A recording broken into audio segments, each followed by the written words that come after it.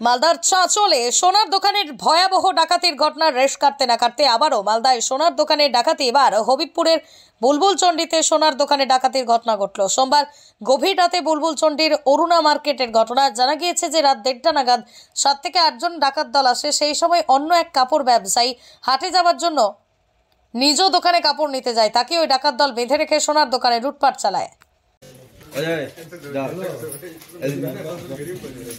चला जाए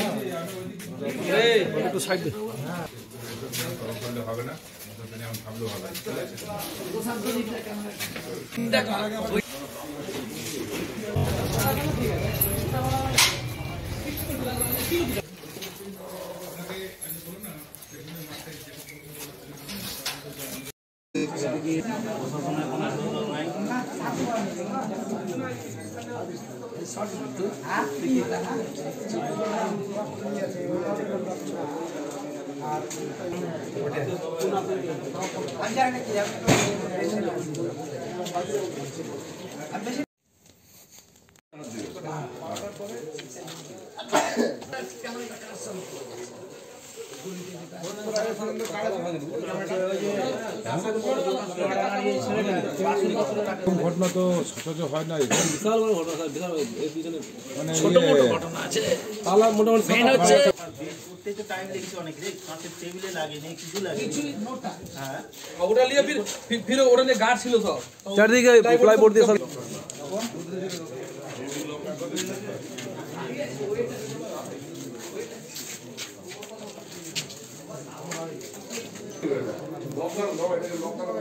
যখন কোনো শাটার তুলবে তখন তো বিশাল আওয়াজ রাতে বেলা।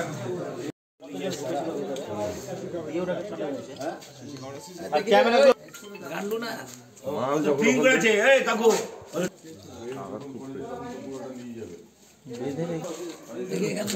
অফিসারটা কই ওদিকে আছে না পায়ের সাপ আছে সব এসে ঘোরা মেতে তো সব ক্যামেরা ঘোরা মারছে ওখান থেকে কাটা এর তো বেশি তো না 15 মিনিটের মধ্যে একটা টেস্ট করতে সম্ভব কি ওটা সেটে গেছে দিয়ে তো যখন দেখছে যে আবার আসছে তখন চালাকে ফেল আমাদের ফেলে রেখে যা করার করেছে 1.5 ঘন্টার কাজ আছে বেশি নাটক করতে যাস না কি হলো সব জানে ওরা সিসি ক্যামেরা খবর কি আছে কাটা না ঠিক আছে সবই নেই কাটা ওই নিচে পড়ে আছে দেখো ও কি বলছে মুখ ঢাকা ছিল সব।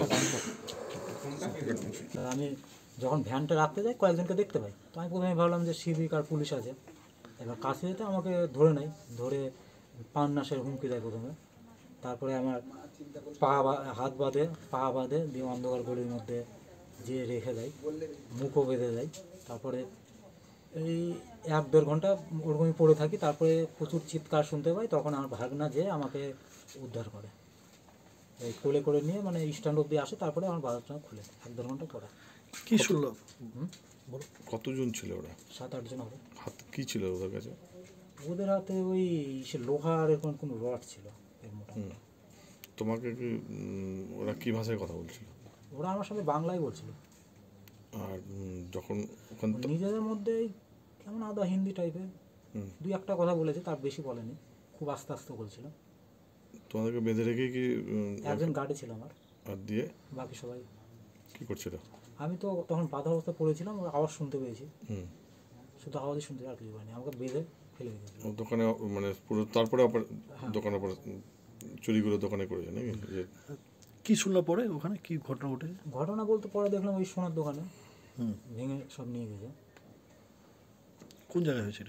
এটা তো বুলবুলচন্ডি অরুণা মার্কেট। কখন তোমার এই ঘটনাটা ঘটে? রাত কটা? ওই কলকাতায় গেছিলাম আমি, ফেরার পথে যখন আমি বহরমপুর থাকি তখন আমাকে পুলিশ প্রশাসন ফোন করেন যে দোকানে ডাকাতি হয়েছে। তো আমার দোকানে যেভাবে তালা লাগানো থাকে, 11টা তালা লাগানো থাকে, 7-8টা সব সম্পূর্ণ। এবার হচ্ছে আমাদের বিষয় হচ্ছে যে আমি যে জিনিসপত্রগুলো বেচাকেনা করি সম্পূর্ণ হচ্ছে রেডিমেডের মধ্যে আমার করা হয় এবং কাস্টমারের মালও থাকে। এই মালগুলো হচ্ছে সম্পূর্ণ মানে কতটা কীভাবে ছিল সেও তো আমরা ওগুলো তো বেপে রাখা যায় না। তো কি বলবো আর যাই না এবার মানে আমার কত সোনা কত চাঁদি ছিল? চাঁদিটা 15 কেজির উপরে হবে। আর সোনা সোনা মোটামুটি আইডিয়া ওগুলো করা যাচ্ছে না, ওই সব কাস্টমার থাকে তো, কাস্টমার ছিল আর আমার কিছু রেডমেড ছিল। সব মিলিয়ে কত টাকার মাল হতো? আনুমানিক এখন তো মোটামুটি 70,000 টাকা কেজি চাঁদি, ঠিক আছে। আর হচ্ছে সোনা তো 71,000 টাকা ভরি। কত ভরি হবে? ভরি হিসাবটা অ্যাকচুয়ালি আমি ওভাবে মানে ওই সব কাস্টমারের মালটাল তৈরি করা থাকে। আনুমানিক কত হতে পারে? আনুমানিক এখন মানে খাতা মেনটেন্সটা ওগুলো দেখতে হবে আমার কতটা অর্ডার ছিল, সবই তো এখানে রাখা। আর আমি যেহেতু ছিলাম না, কখন জানতে পারবেন? আমি রাত্রি ঠিক ফার্স্ট টাইম 15 আমার